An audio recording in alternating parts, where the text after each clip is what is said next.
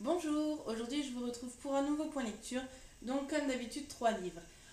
Vous remarquerez que cette fois-ci dans la vidéo j'ai fait un petit changement au niveau des montages.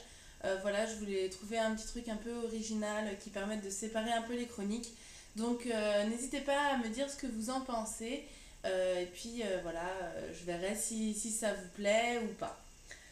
Donc le premier livre que je vais vous présenter, c'est une lecture commune avec Céline de la chaîne Books Passion. C'est Shutter Island de Denis Lahaye aux éditions Rivage.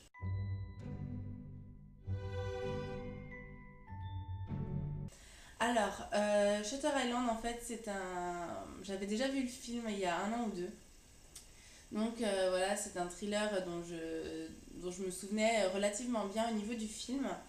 On retrouve en fait deux inspecteurs, donc l'inspecteur Teddy Daniels et Chuck, qui sont envoyés dans les années 50 à peu près sur une île sur laquelle se trouve un hôpital psychiatrique dans lequel sont regroupés les malades mentaux les plus dangereux. En général, ce sont des malades mentaux qui ont commis des meurtres, voilà, donc les plus dangereux du monde. Et une des patientes a disparu de l'hôpital. Et donc, ils sont envoyés sur cette île pour un petit peu essayer de voir ce qu'elle est devenue et puis voir où est-ce qu'elle est.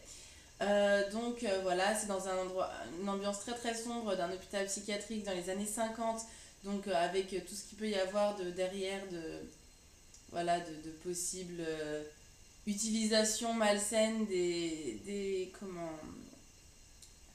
malades, etc. C'est très très intéressant, la fin est juste explosive. Donc moi, comme je vous l'ai dit, j'avais déjà vu le film, je me souvenais parfaitement de la fin. Donc du coup, c'était plus une lecture, voilà, c'était plutôt une autre dimension dans le sens où quand je lisais, je me disais ah mais oui, mais bien sûr, ah mais c'est trop évident quoi, comment j'ai pas pu deviner avant la fin du film. Et c'est un peu comme relire les Agatha Christie en fait. Ça montre des évidences. Donc voilà, c'est une lecture différente que celle que j'aurais pu avoir si j'avais jamais lu le livre, vu le film non plus. Mais voilà, c'était différent, mais j'ai trouvé ça quand même tout aussi intéressant. Comme je vous le disais, la fin est vraiment inattendue et vraiment énorme. C'est très facile à suivre, on ressent très très bien l'ambiance voilà, des années 50 avec ce huis clos sur une île, etc. Je vous le conseille très fortement si vous aimez les thrillers comme ça, un peu psychologiques, je vous le conseille très fortement. Ensuite, j'ai lu un livre complètement différent. C'est 3 donc de David Gemmell, ou Gemmell, je sais pas comment ça se dit. Donc le tome 1, Le Seigneur de l'Arc d'Argent.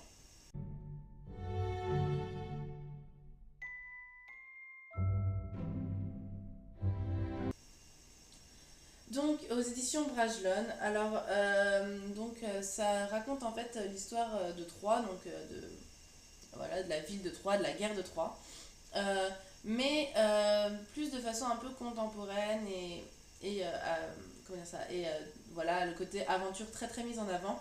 Donc on suit plusieurs personnages, donc les points de vue sont alternés d'un chapitre à l'autre, même d'un paragraphe à l'autre.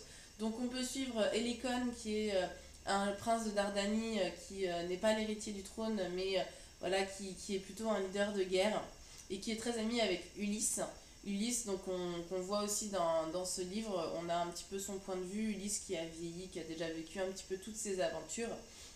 On rencontre aussi Andromaque qui est promise à Hector, mais voilà, qui, euh, qui a un petit peu ses problèmes, elle, puisque c'est une femme très rebelle, etc., qui veut absolument pas s'imposer dans l'image qu'a la femme à l'époque. Elle veut pas du tout être vendue pour être mariée, puisque c'est un peu ça. On a aussi Cassandre, qui est une petite fille indépendante. On retrouve voilà, donc toute Priam, Hector. Alors Hector n'est pas très présent dans celui-là, mais voilà, toute la ville de Troie. On suit également, comment il s'appelle, Argurios, qui est un Mycénien. Donc les Mycéniens, en fait, sont un peu les méchants de l'histoire. Mais lui, on va dire qu'il est un peu torturé entre deux voies qui peuvent s'offrir à lui. Et donc voilà, on a un petit peu tout ce qui peut se faire.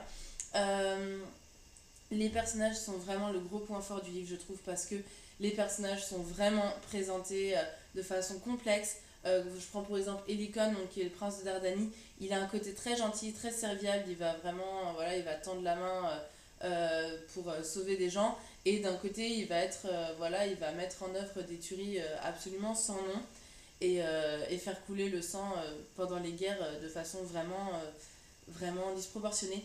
Et voilà, et on a ce contraste-là, et du coup, ça en fait des personnages assez complets. On n'a pas juste une image du gentil héros, du méchant méchant, voilà, de la fille un peu rebelle. Voilà, c'est beaucoup moins stéréotypé, et justement, c'est très intéressant. Si ça vous intéresse, la mythologie grecque, je vous encourage très fortement à vous le procurer.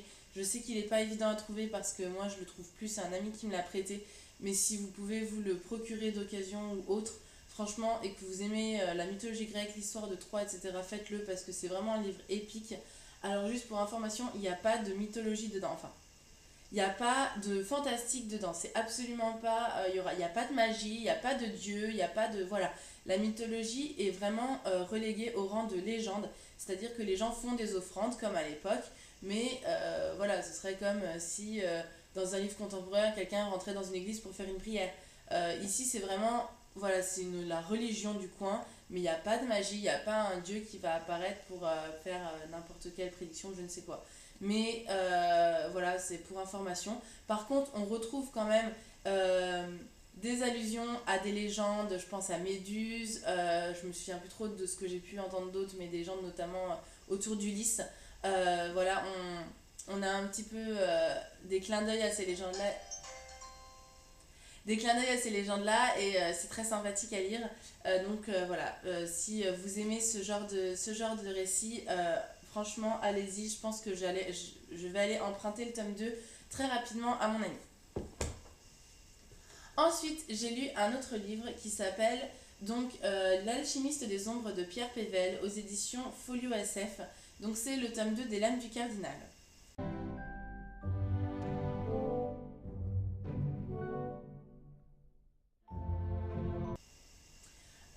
Donc dans ce tome-là, donc on retrouve encore les héros des Lames du Cardinal, donc qui sont en fait une petite faction au service du cardinal Richelieu,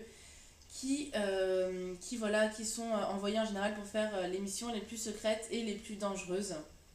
Donc là, en l'occurrence, ils doivent retrouver une jeune femme qu'on surnomme l'italienne, puisqu'elle aurait ouï dire d'un complot contre le trône de France. Et donc un complot qui impliquerait l'alchimiste des ombres, dont c'est le titre du tome, qui est un peu l'ennemi juré des Lames du Cardinal. Donc c'est un roman de KPDP dans lequel on retrouve tous les personnages du groupe des Lames du Cardinal, qui sont des personnages un petit peu à la Alexandre Dumas, donc il y a un peu le charmeur qui flambe un peu toute sa thune. On a aussi le gars avec des principes qui parle pas beaucoup, le chef qui va sur la soixantaine, un peu voilà, le vieux général de guerre qui connaît un peu tout de la vie. Enfin voilà, bon, il y a un petit peu tous les stéréotypes. Mais les personnages sont pas trop caricaturés, ce qui fait que même si chacun a sa place dans le roman et que la place est très définie, ça reste quand même lisible dans le sens où voilà, c'est pas disproportionné, même si ça fait quelques répliques attendues, c'est pas forcément disproportionné, et ça, voilà, je trouve que ça ne gâche pas du tout la lecture et ça frustre pas le lecteur non plus. Euh, donc au niveau de ce livre, c'est un mélange en fait entre les romans de KPDP type Les Trois Mousquetaires et également Les Dragons. Donc l'auteur, voilà, il s'est dit, moi j'ai deux kiffs dans la vie, c'est Alexandre Dumas et les dragons, je vais faire un livre avec les deux, ça peut peut-être marcher. Voilà, donc c'est un petit peu ça l'idée. Les dragons, ça reste quand même, c'est à la fois au cœur du récit, et en même temps, pendant tout le récit, on n'en entend pratiquement pas parler, ce qui fait que les dragons, c'est vraiment, de temps en temps, au bout de 30 pages, on voit une allusion à des dragons, on fait, ah oui, c'est vrai, il y a des dragons dans ce livre-là. Voilà, c'est vraiment, c'est assez éparpillé, et pourtant c'est quand même au cœur du récit. Alors moi, ce que j'en ai pensé, c'est que j'ai bien aimé ma lecture, même si j'ai largement préféré le tome 1 parce qu'il y a toute la découverte des personnages. J'ai beaucoup aimé ce tome-là. La seule chose que je reproche à ce tome, en fait, c'est que il y a beaucoup de personnages quand même, avec des noms qui se ressemblent un petit peu. Alors moi, j'ai du mal à retenir les noms des personnages à la base, donc déjà ça m'aide pas. Mais du coup, et ça change très fréquemment de point de vue. Et en plus, ça s'arrête tout le temps au moment qui donne envie de lire la suite. Ce qui fait que si vous lisez d'une traite, ça va. En revanche, moi, je l'ai lu de façon assez espacée. En fait, je l'avais commencé avant 3 et je l'ai terminé après. Et du coup, j'ai eu énormément de mal à rester accrochée à l'histoire parce que je me souvenais jamais de ce qui s'était passé avant. Donc je trouve que pour le coup, le rythme il est un peu effréné, mais un peu trop quoi. Pour moi, qui ai du mal à poser les personnages, c'était compliqué. Par contre, c'est vrai que autant je me souvenais pas beaucoup, je me souvenais pas du tout du tome 1 en fait. Et en lisant le tome 2, c'est bien résumé dans le sens où voilà, c'est un peu éparpillé dans ce tome-là, les rappels du tome 1. Et ça, je trouve ça vraiment cool parce que des fois, voilà, moi je lis les tomes de façon assez espacée en règle générale et j'ai une très mauvaise mémoire et donc du coup quand je me souviens pas du tome précédent, bah, ça me frustre tout le temps voilà, de pas comprendre ce qui se passe au début du tome 2 parce que bah, j'ai plus les bases du tome 1. Là c'est bien rappelé et franchement c'est un bon point. En ce moment, je suis en train de lire Sir Cédric, donc de Fièvre et de Sang, aux éditions Pocket. Alors, je viens juste de commencer, je suis au tout début, hein, je suis page 53. Voilà, c'est un thriller dont voilà, j'ai entendu beaucoup de bien de Sir Cédric. J'ai plus ou moins hésité par quel livre commencer, etc. Je me suis finalement penchée pour De Fièvre et de Sang. Je sais pas si c'est le meilleur à lire pour commencer. Mais voilà, c'est celui que j'ai trouvé et c'est celui qui m'a semblé un petit peu le plus logique. Vu que je pense que c'est le plus connu de cet auteur-là. Voilà, donc je viens juste de commencer, ça démarre sur les chapeaux de roue et ça j'aime bien. Il n'y a pas besoin d'attendre 150 pages pour avoir déjà un meurtre ou quoi que ce soit. Là, c'est cash direct, hein, ça me met tout de suite dans l'ambiance.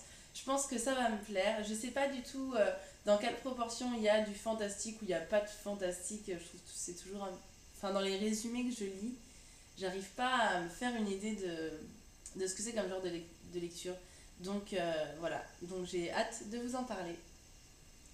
Voilà, c'est tout pour cette fois-ci. Comme d'habitude, n'hésitez pas à laisser des commentaires, à me dire ce que vous avez pensé des livres que j'ai présentés, s'il y en a qui vous intéressent, etc. N'hésitez pas non plus à me faire un retour sur la vidéo, voilà la façon dont elle est faite. Vous avez dû voir un petit peu les interludes. Voilà, dites-moi ce que vous en pensez, si vous trouvez ça bien, si vous trouvez ça nul, parce que bon, moi ça me fait rajouter du temps pour monter la vidéo, donc si ça sert à personne, euh, bah, c'est dommage quoi, je vais pas m'embêter à le faire. Et puis moi je vous dis à bientôt. Ciao!